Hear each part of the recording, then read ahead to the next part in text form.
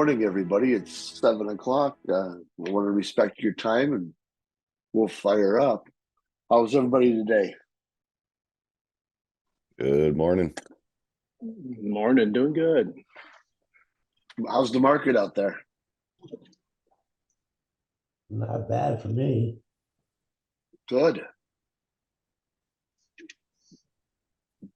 The Carolinas are always hopping. Yeah.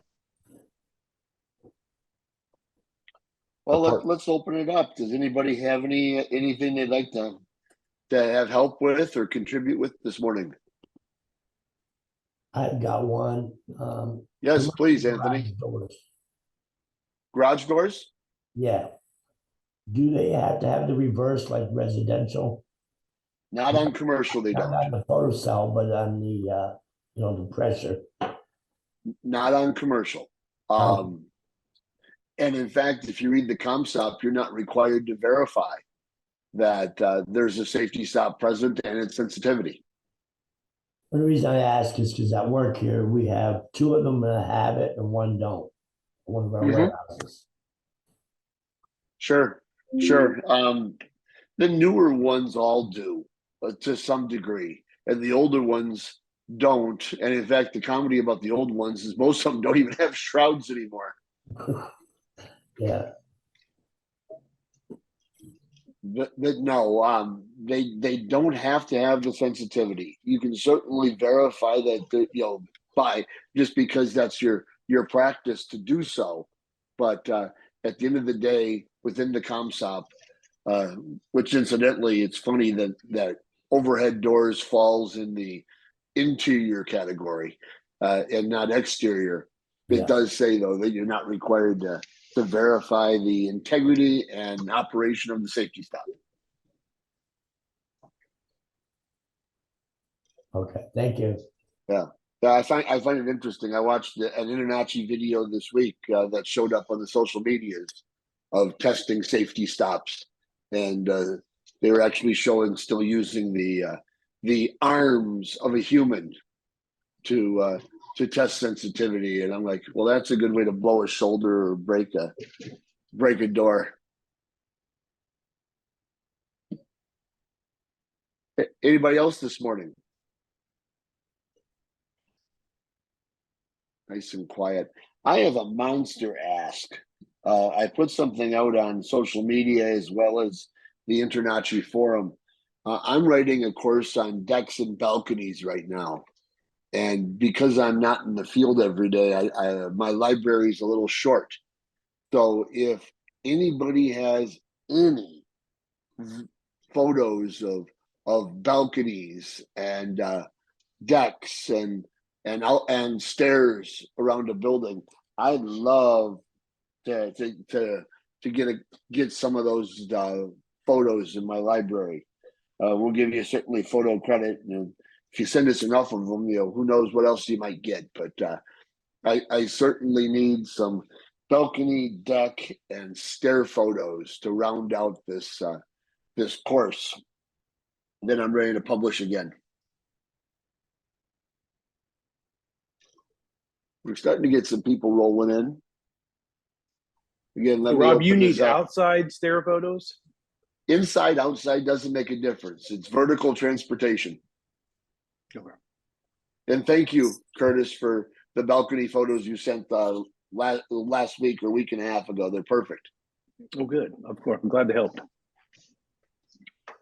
So I jumped on a Zoom call the other day with someone, and my son made the name of my Zoom name Turd Ferguson, and I did not realize that's who I signed in as today. So good morning, everybody. Hello, Mr. Ferguson. If Turd Ferguson raises his hand, then just don't answer him. It too will pass. In an hour.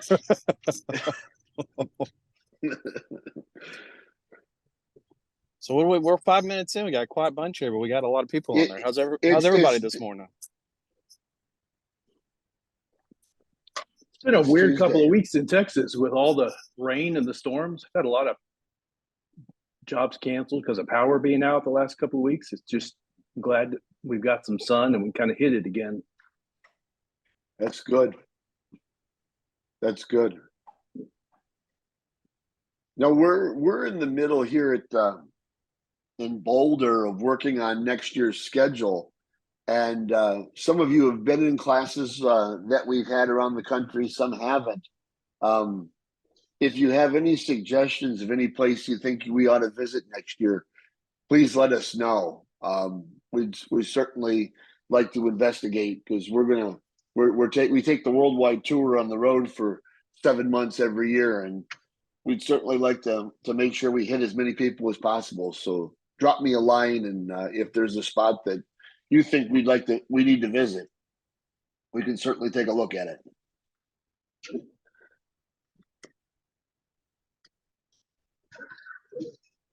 It is a quiet group today. Good golly. Yeah, maybe like a destination wedding type class, maybe like New Zealand, or, somewhere pretty, maybe. Poughkeepsie, New York. Oh, okay. Yeah. Maybe that's a destination. Maybe we can like do, some sort of like murder mystery or something, tie it all in together. In New York. Tony knows all the places in New York we shouldn't go, so he can give a suggestion here in a little bit. So does Sean. Sean could probably set us up. Oh, yeah. So I wanted to share something, since everything is a little quiet. For those that are contemplating going to the Pro Convention or Pro Inspectors Convention this year in Orlando on the 10, 11, 12, they do have all of the CE credits up on their website based by state.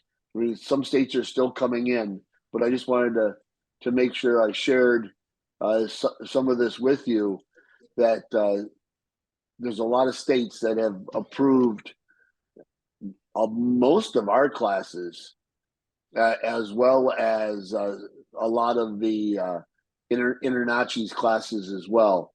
So again, if you haven't been on these calls or listened yet, or seen some of our stuff, on 10, 11, 12 is the Pro Convention. On Thursday is always the welcome dinner. On Friday, we will be doing a commercial roundtable hosted by Lance. That will be a commercial only, and that will include dinner as well. And then on Friday and Saturday, we have 6 sessions that'll help you grow your business and become a much better commercial inspector. So I just wanted to share that with everybody and let everybody know that that's what we have going on.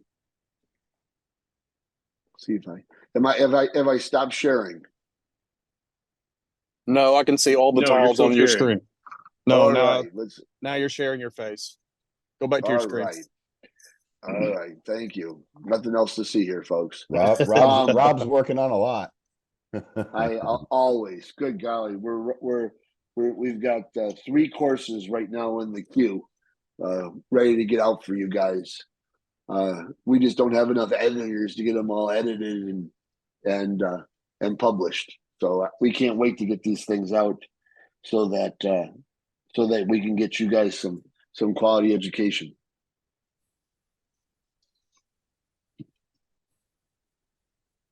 Boy, it is a quiet group. Good golly.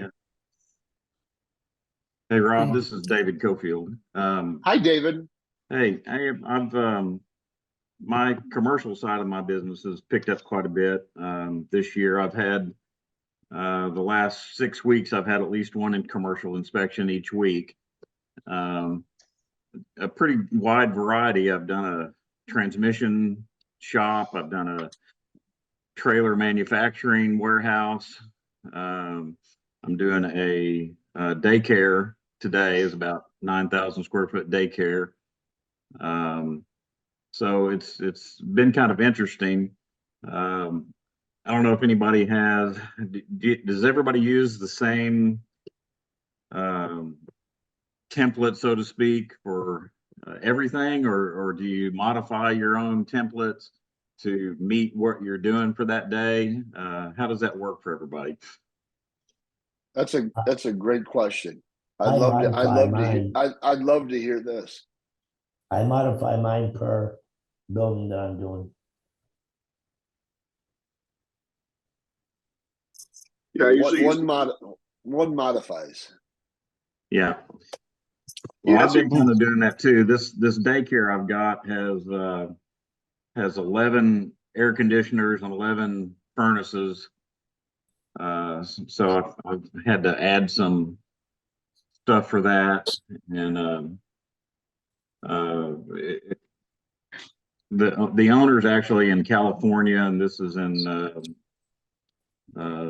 Maumelle, Arkansas. So center, a little place here in the center of Arkansas, but they've got playground equipment and stuff like that. And I know we normally don't check that, but this particular owner wanted that check, so we're going to do that too today. So. You know, my feelings always, you know, for me personally, is if I had a good template that worked, you know, it typically can be used for any commercial building, especially on true commercial. Sometimes I used to have to modify it for multifamily, but for true commercial, it's still a box at the end of the day. But if you listen to expert report writers or creators, somebody like Kent Shepard, he's always thought about creating different templates for different styles of buildings, and this is too much work for me. I've always just used one, but again, I'm curious to find out what others do. does Ken have a master template? Yes, he does. He has one for Spectora, HIP, Home Gauge, and 3 other software providers, but the big 3 for sure. And 3 others. Plus, he can supply them as a database as well, and then you can copy paste. And for CCPIA I got members, his. I'm sorry. Go ahead. yeah, for members, I think he's got a 10 or 15% discount. I forgot what the program is. You can look at our website and put in the templates, and it'll tell you what the discount is. All right. Thank you. Pretty cheap anyway. Yeah. Yeah. Oh, Even wow. if you use part of it, to me, I saw him. We had a 3-day this week or last week, and he came in and talked. And I've always told everybody that I've bought them every year for decades, and it just usually saves me 6 months of creation. You know, Yeah. where it's easier to edit words than write on a white page. I use it like a general. Well, I have one big commercial template with options in it for different types of buildings or different scenarios that are selectable. So that just keeps it easy for me and my guys, it seems. Yeah. David, apologize, guys. I'm a little under the weather. My voice is not quite working yet this morning. David, what software are you using? You're muted. There we go. Sorry. Home Inspector Pro is one that I've been using. Yeah.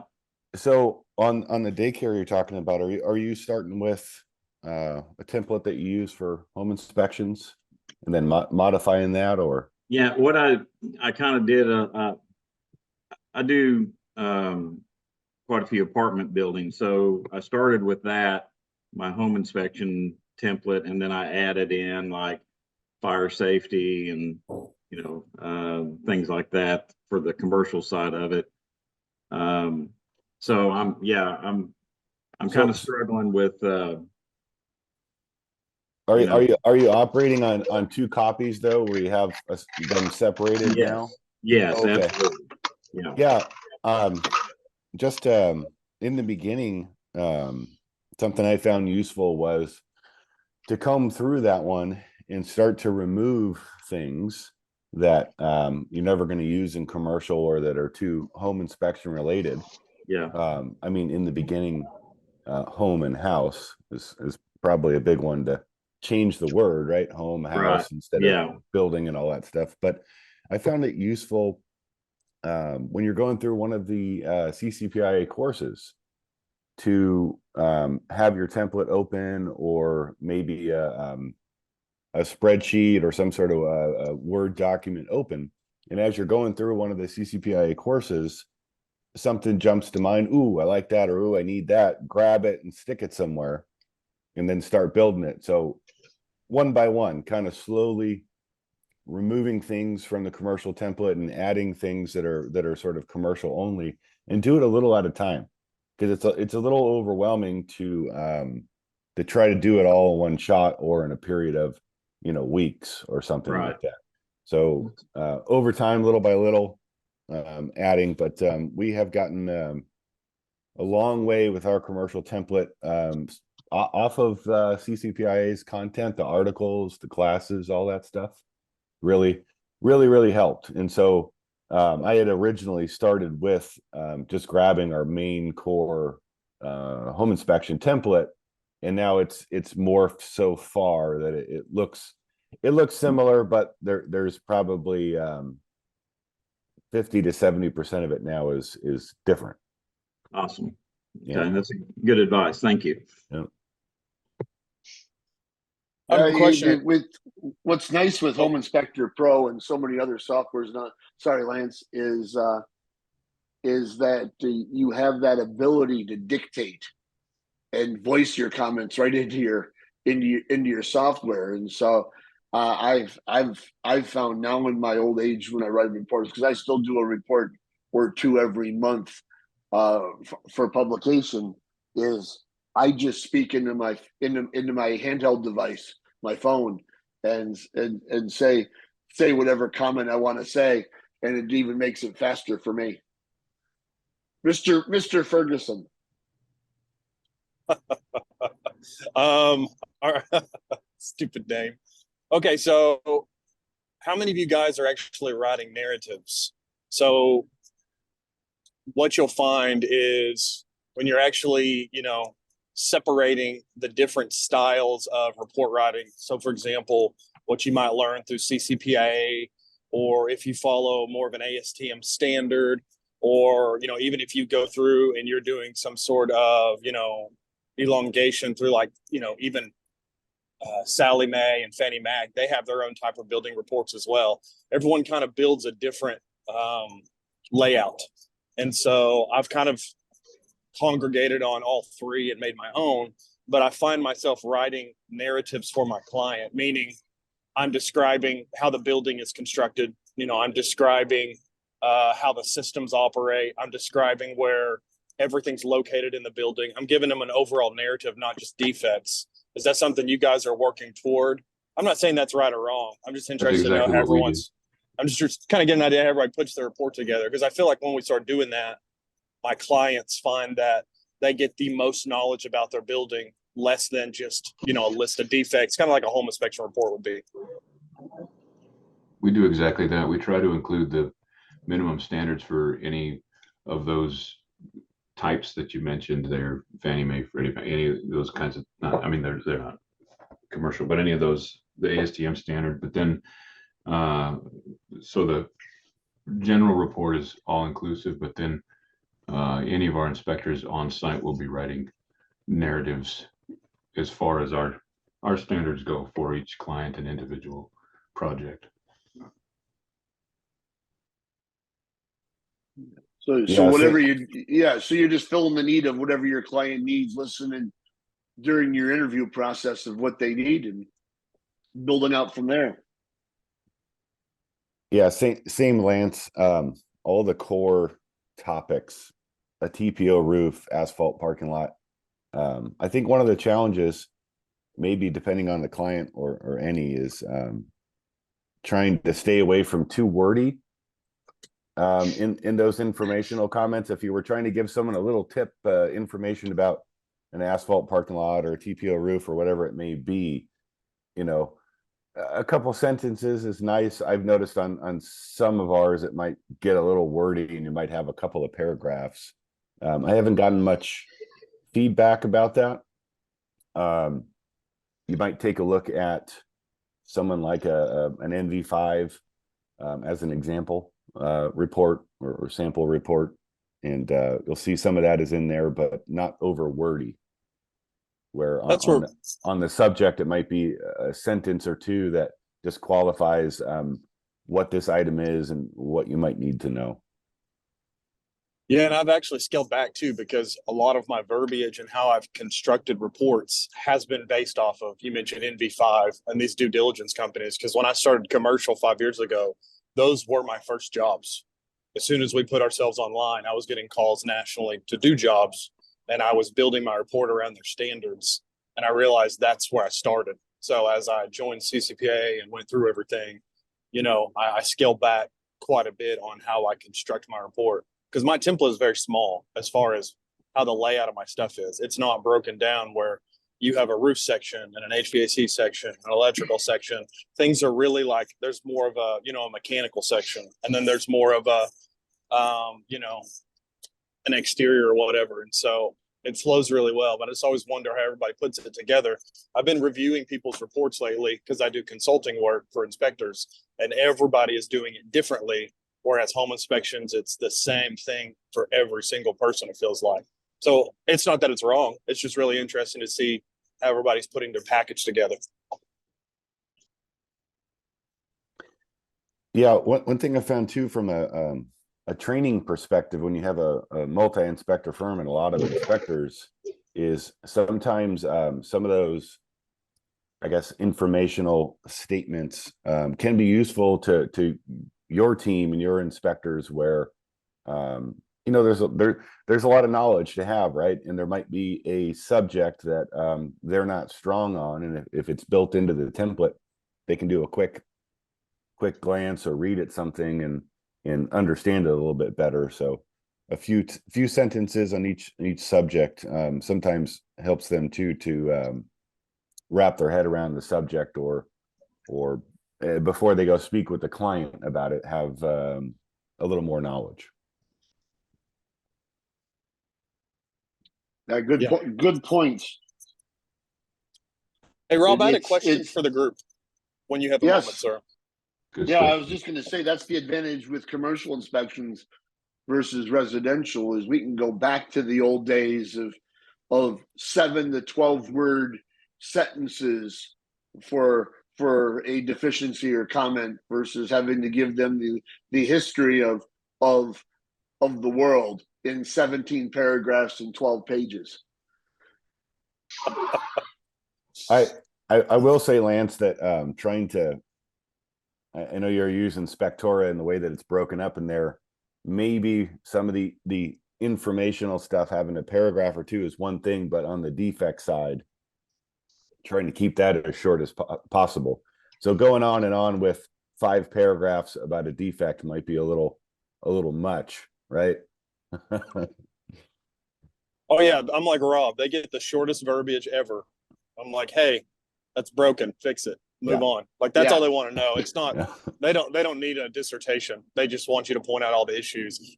The meat and potatoes for me is always the cost to cure and the opinion of cost and the reserve projection reports. That's where they want to see everything in depth on, for me anyway. So my report's very, very small compared to how that ends up in the final.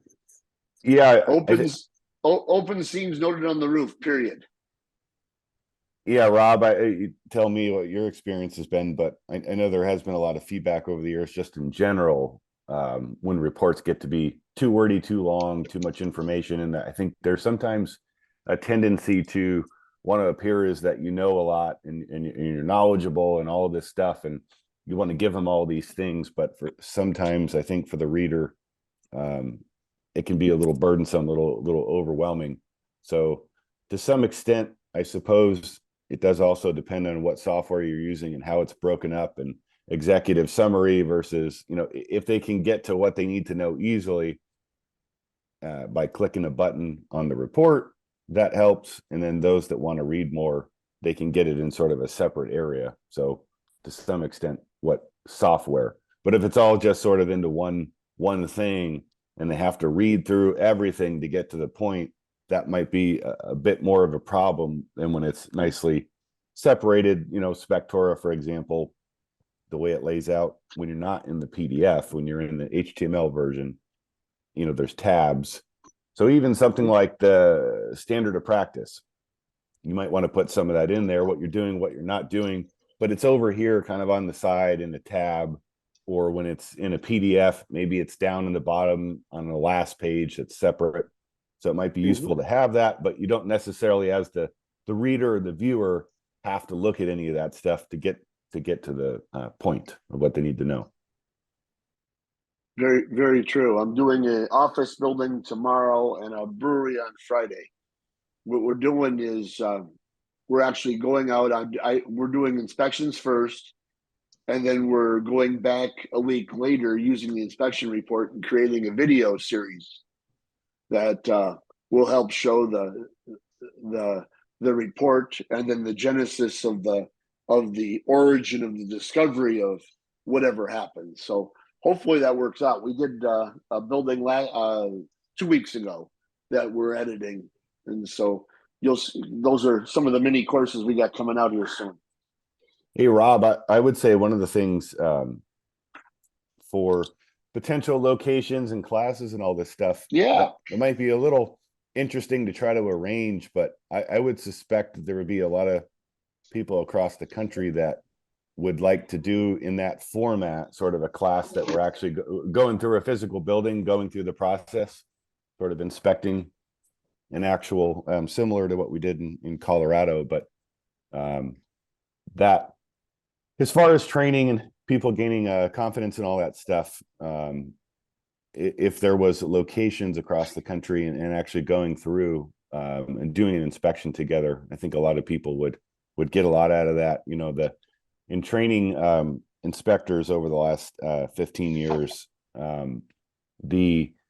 the courses and the computer content, it's all awesome and everything, but it seems to go a lot further or set into memory better as we're physically doing the inspection. So that would be interesting to have subjects or just whole inspections that were in different areas of the country going through it. So we've done guided field days before. Are you thinking of a 1 day, Jamie, or are you thinking of a 2 day or 3 day? I'll just book some inspections and you come do it, and then write the report, and no fee, no charge. Sure. I don't see why not. You know, you send a note to fast reply at ccpa.org, and that goes to the right people, and we'll see what happens. Because I know Curtis came to one of our guided field days that we did in Boulder, and I mean, those were a lot of fun. They're a busy day, but they're certainly a lot of fun. And I know Lance was talking about doing one somewhere in the middle part of the continent. Yeah, I was wanting to do one on a building that's rather difficult. So one that a lot of people may not get to see. And I've got a few of them in mind. I'm working on maybe getting one of those done toward the end of the summer. So we'll see what that comes up with. So if you guys have suggestions on really difficult buildings that you think are difficult to you, let me know, because that'll help me in putting them together. Well, I've always felt, Lance, and this is my opinion, some of the more difficult inspections I've ever done were houses of worship. And it doesn't seem like they should be. They should be cut and dry, but they never have professionals do any maintenance. It's always a member of the congregation that does all the maintenance, and they're usually sketchy at best. Members of the congregation often do the build itself too. Very true. I know my grandfather built the church I grew up in, and so I can certainly empathize with that. But those are always nice, and I remember 2016. So 8 years ago, that was we did a synagogue in Chicago as our training facility for a 4-day commercial course, and that was a very interesting inspection.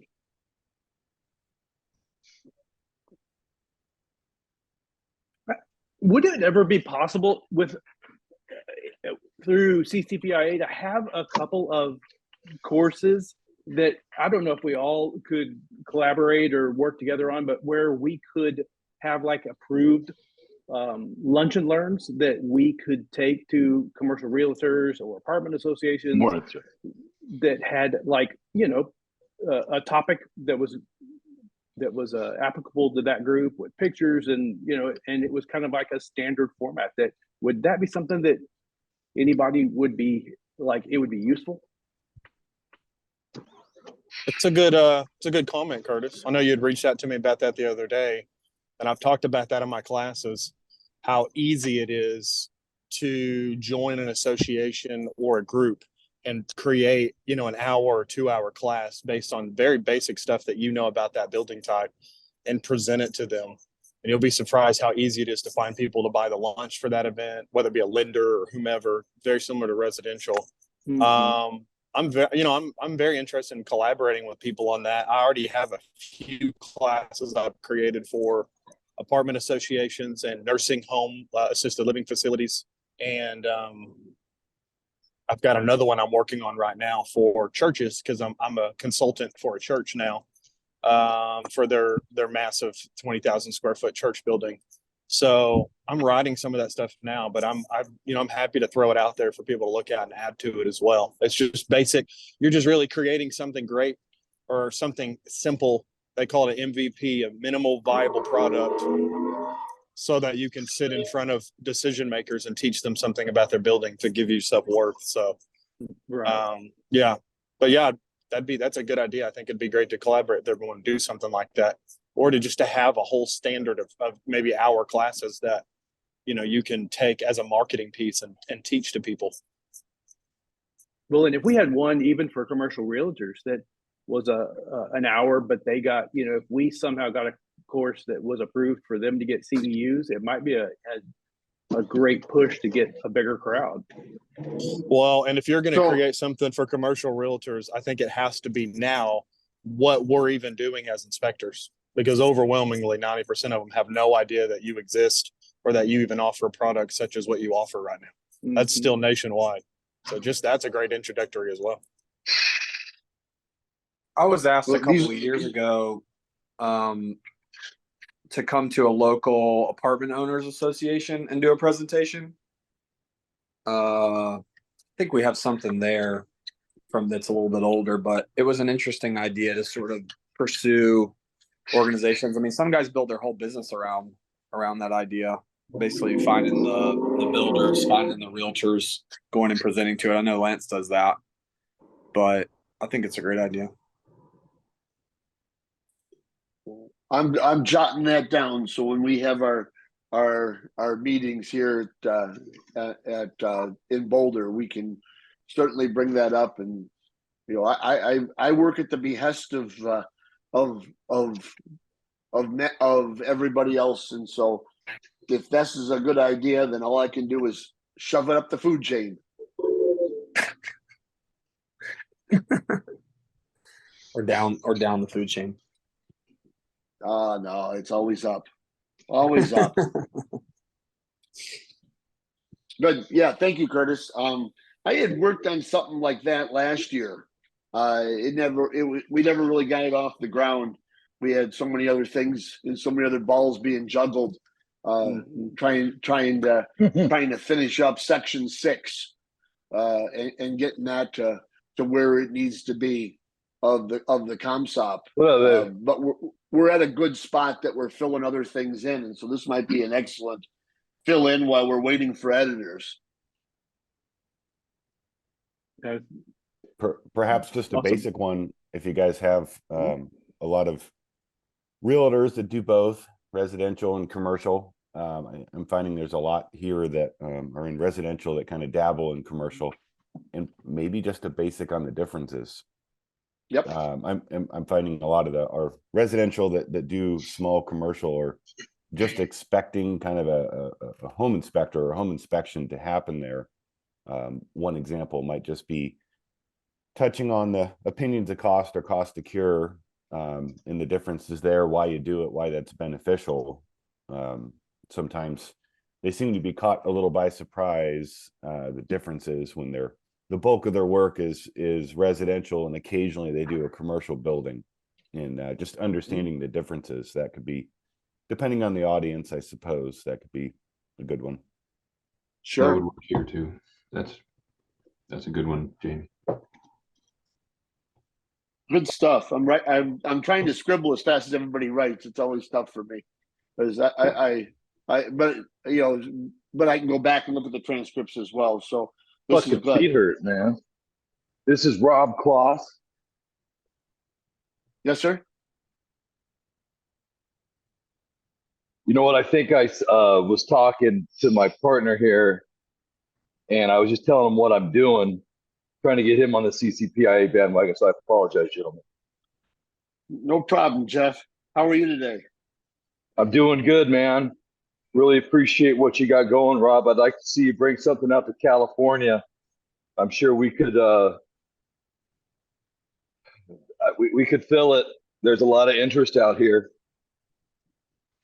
I love California. It's one of my favorite places to go. So that would tickle me to no end.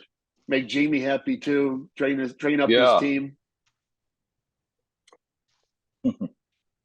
I do have. Yes, I do sir, have Mr. a Ferguson. go ahead. Go ahead. No, Jamie, you can go ahead because I was going to take us off a completely different topic based on something that was brought to my attention from an insurance agent the other day. Go ahead. I have a building or two we could potentially use, but Good. I have another subject too later on. Go ahead, Lance or Turd. All right, so it's a funny name. Okay, so an insurance agent from State Farm reached out to me the other day because they know I probably do 50 to 60 apartment complexes a year, like big ones all over Oklahoma, Arkansas, Kansas, and Missouri. And so I get calls constantly from lenders and insurance agents about them.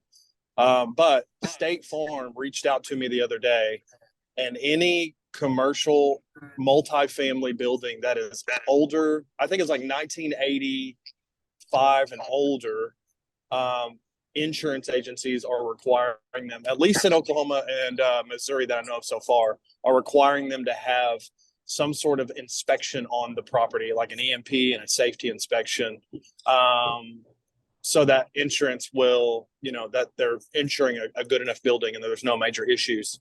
So I don't know if that's in your area. You may want to check with your local insurance companies and ask them if that's something to be understood. That's something that happened a couple of years ago here with Class C shopping centers as well. I'm driving to a massive Class C shopping center right now and this is the same case where insurance is asking us to go do a full inspection on everything because of how old it is. And, every single unit is an individual lease, and they just want to make sure they're insuring a good enough building. So you guys may ask around and see, what that looks like, because that's also safety related and the PCA itself. It's multiple components of it. I have a business group that I meet with once a week, and there are a couple insurance agents in there. And from what it sounds like, how they're talking, that's the direction the whole country is going to go soon enough.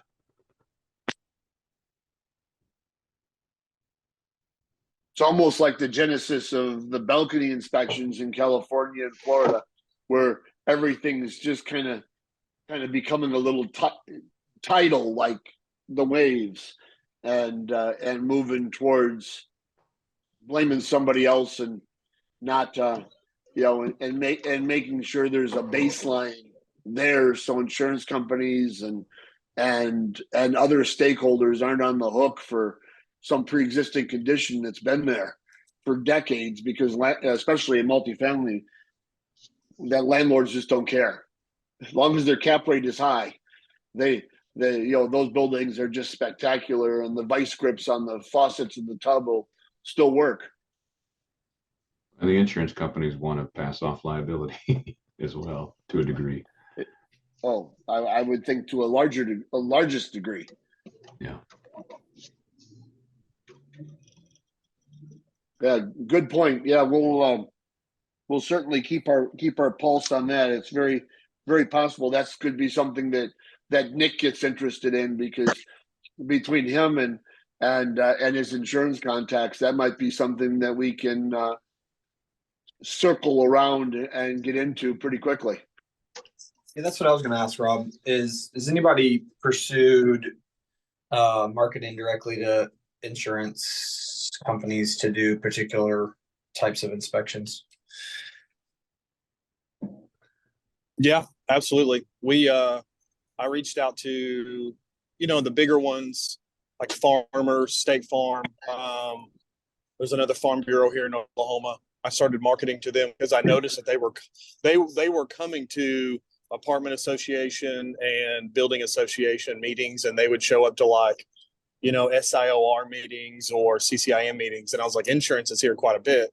And I started marketing to them, and I've gotten quite a bit of business, whether it be because they're in cahoots with banking and they have phase inspections or safety inspections or anything like that.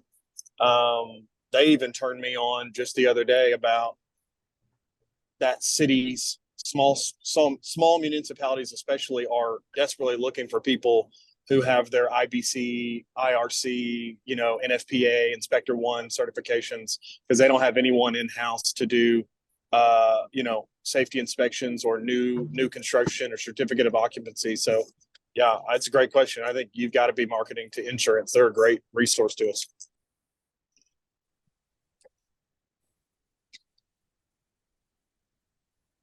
Awesome, Jamie. You had something else. Thank you. You wanted us to divert. Well, just kind of a couple general things on my project list. Mold, I guess, would be one. For some reason, we're getting a lot of requests for mold and standalone mold on commercial buildings, and we're doing it. But oh God, I seem to remember there being some caution there about that, and obviously the standards like IAC2 and these things were not intended for that. Just curious if anyone has gone down that path, or bits of advice or directions for that, or if you think that you should stay away from it in the commercial space doing mold testing. Does anybody? I do a lot of mold testing out here in South Carolina. A lot of commercial properties, especially the resorts areas right next to the beaches. Are there any differences in what you're doing if you were in residential versus commercial? Not really. Just the price goes up. Okay, yeah, same. Okay, cool. At the end of the day, you're just sampling, right? You're not not interpreting results. You're not reading results. You're not counseling on results. No, you're doing thermal images of all the areas that I see, and then I do sometimes inner wall samples, and some carpet samples for them. But I just give them a report. Here's what I see, and recommend further evaluation. Anthony, are you using a separate inspection agreement contract? Yes. So just slightly different wording, but basically the same thing. Yes. Okay. We have our own attorney here for the company I work for, and that attorney creates all my agreements and everything else. Cool. Thank you. Just check with your insurance agency too, whoever is starting to do molds, because we do the same thing between commercial and residential. Like Rob, we're just sampling, right? But I had to check with Elite NGA, because I realized even with Elite NGA that they were very stringent on building sizes. And I had to talk to Dindler quite a bit on changing some of the expectation of building size. And we got that changed. And so same with mold and environmental and those type of things, they kind of balk on some of those when it comes to commercial. So whoever you're using for insurance, you might just want to have that conversation with them. It's not necessarily like an add-on or a rider. It's just making sure that the verbiage is correct. Because we had people come back from 6 years ago on the residential side and make comments and try to bring us to court. And of course, we were insured and we didn't have to deal with it. But I realized in that process, my insurance verbiage was not as it should be on some areas and other areas, especially for commercial. So I'll just check on that for safety purposes, just to make sure you guys are covered for what you're doing. And some companies are going to add a rider too. It depends on the company, I think. Yeah, we're a general contractor out here. That's how I can do commercial in South Carolina. But they have insurance for everything. We do construction and resort construction in other states besides South Carolina. So that's how I'm uncovered there for everything. Well, I had a quick question for everybody. Sorry. Please. Go ahead. Well, I've only had my home inspection company for about years. Got a pretty decent base of realtors. Trying to get into commercial, I've gotten, I probably do one commercial a month. But I'd really like to get to the point where I can start swinging more toward the commercial and hire some people to do the residential part. But my problem is I'm having a hard time figuring out how to, and not only how to, but who to market my commercial to, especially here in the Midwest, Chicago area. I know Rob, you're from here. There's bigger companies out here like Brick Kicker, White Glove, and it's just trying to find that person to talk to. I've talked to a couple people at banks. I've talked to my own personal insurance guy. But I'm trying to reach out to apartment complexes. Who do you guys, is there a main hub or resource to reach out to, or is it just pounding the pavement and getting over there and knocking on the doors? Well, I can probably help you, Scott, with the Midwest and that area. Go after the consumer. Keep the realtor. The realtors aren't in their offices, so you can pound the pavement all you want. Yeah. If you find a commercial realtor in their office, they're not productive. They're out building their business and growing relationships, especially in the marketplace that you're in. So build a website, make sure it's properly found. In other words, you got the good keywords, you've got good SEO. If you want to pay for ads or pay per click, then don't talk to Jamie because he doesn't know his budget. He thinks he does, but he'll tell you a different number. But I can tell you that from the experts I've talked to, about a $350 to $400 a month investment, especially for the first 6 or 8 months while you build inertia, would give you some provenance on the internet. Because who's looking for commercial inspections are clients and purchasers of buildings or associations looking for help, and not realtors. And Curtis had to jump off until the commercial inspection world get a better name in the marketplace. And I still think we're 10 years or so from that. The consumer is the bestest, easiest, safest, most cost-efficient way for your time. Because Scott, 1 a month becomes 2 a month, 2 a month becomes 5 a month, 5 a month becomes 10 a month, 10 a month becomes 20 a month by word of mouth. Yeah, and I kind of figured it would be like the residential part of it, but I've just been having a hard time separating the two. Well, the other option you have, where are you located at, Scott? Are you east, west, north, south? I'm in the western suburbs. I'm out here in Oswego. So okay, well, that's where I used to live. So go to Main Street and join Main Street and join their commercial arm of it. Go to Fox Valley, join their commercial arm of it. Because you're going to be 1 of 4 or 5 instead of 1 of 55 or 65. Yeah, there's not very many out here at all. Yeah. So a lot of people don't even realize they need inspections. Yeah, go do that. But it's so much easier to find the consumer than it is to find the realtor. Gotcha. Yeah, I'll chime in on that real quick. I was just at a conference in San Antonio, IEB conference, and I think it was cited there that there's still a lot of home inspectors that 95% of the business is coming from realtors. Some might say 90, 85, something like that, but 95%. I think that in the commercial space, we probably all have a different number, but there's a big difference in less of that. Maybe you would, I don't know if you'd say 50-50, coming directly from the client, and some from the realtor as well. So there's a big distinction there coming from residential home inspection and being used to almost all of it coming from the agent realtor referral. And I think Lance has talked about, you know, half of his stuff coming from outside of that, with all the various different specialties and maintenance inspections and so on, that the client really is getting there. And yeah, I've personally have found the SEO in the pay-per-click stuff, it's probably 80+% coming from that. David, do you do that yourself?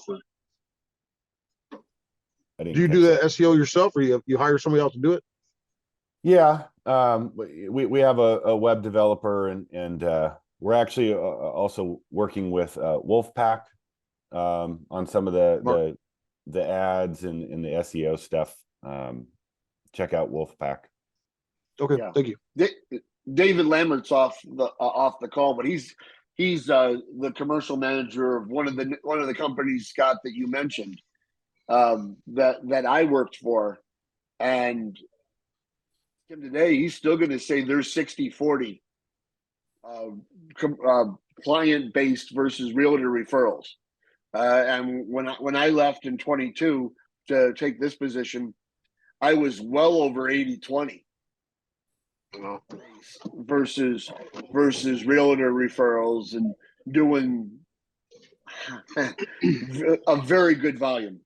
And Rob, I'll throw out too, something interesting is that there's a lot of, you know, if the client's finding you, there's a lot of clients that are in another state or another area, but the property, the building happens to, I think someone on the call here was just citing the client was from California, and their job was in another state. So that's a big part of it too, that as someone's just getting on the interwebs and Google and all that stuff, if you're not showing up on the first page, you know, it's going to be hard. For you know, so Scott, with you building this, you know, use some of the resources we have. You know, we have articles on keywords, articles on SEO, articles on how to build a website that's searchable.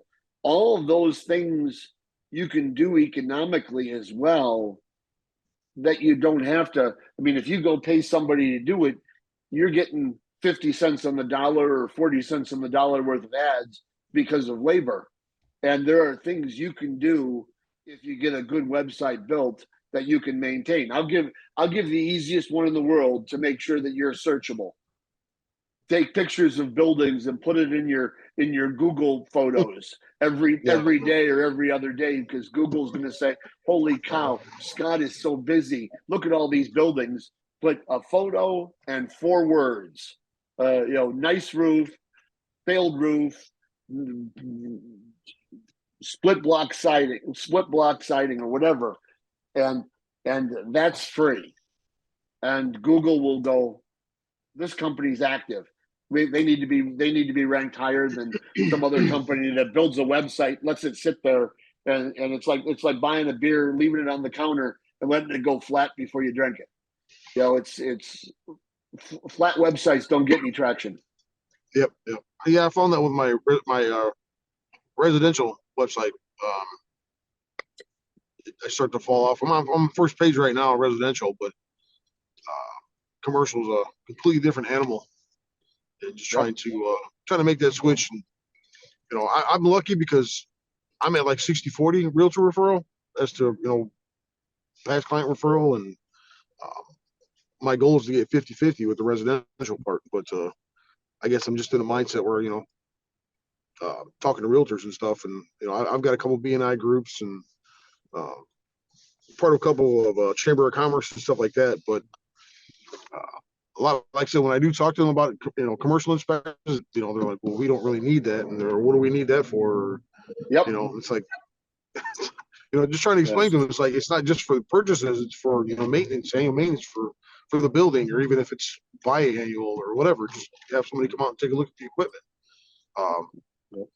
But we in their are mind, it's we are still 25 to 30 years behind the notoriety or public engagement of residential inspections. yeah, And until that changes, I think going to the consumer versus the realtor is going to be the best way for your dollar to stretch. yeah. Because I know I got a pretty decent budget that I had set aside for it, about $600 a month. So, and honestly, I just gotta have time to do it because I've been pretty decent, pretty busy, doing 2 a day, 6 days a week. So just trying to get the time to sit down and that's the hard part. Yep. Sometimes you just got to set aside the time and let time money. You being your nose down all the time. Well, I appreciate it, guys. Thank you. Anything else on this beautiful Tuesday? I have some off topic, yes. possible.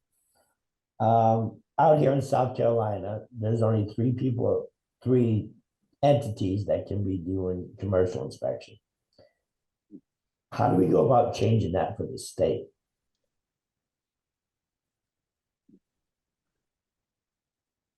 Basically, it's going to have to be grassroots by you guys going to the wherever licensing board there is for and getting it so that others can do them.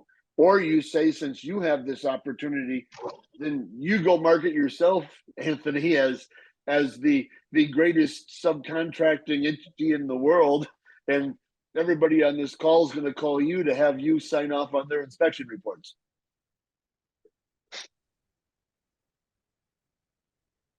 Out here, you have to be an engineer, you have to be an architect, or a general contractor. Yep, licensed general contractor. Yes. Yeah, I'd propose a third way. Yeah. I'd propose a third way, but we can talk about it offline. I gotta run, but yeah. I appreciate you. That's a great question, though. Yeah, you and I have talked before, so yeah, we have. Yeah, and I'm down here now. Yeah, I agree. I mean, on the face of it, it's either I'd say that there's actually 5 exceptions to or 5 ways they allow it to work in South Carolina. It's general contractor, registered architect, professional engineer, but it also says there's an exception if you're working for a government or a federal entity or a financial institution.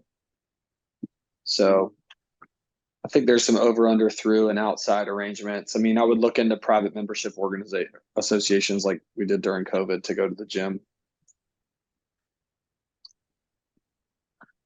But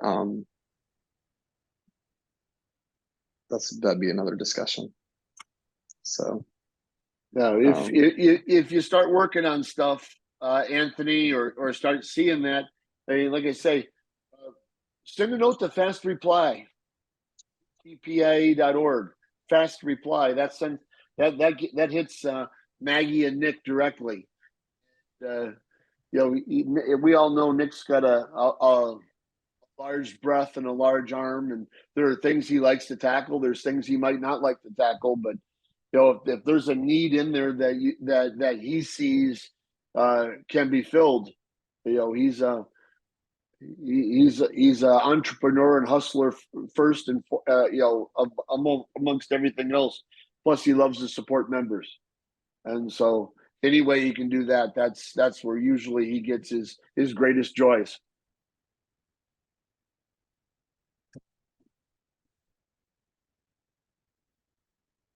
Oh, we're coming up on 8 o'clock. Anybody else have anything?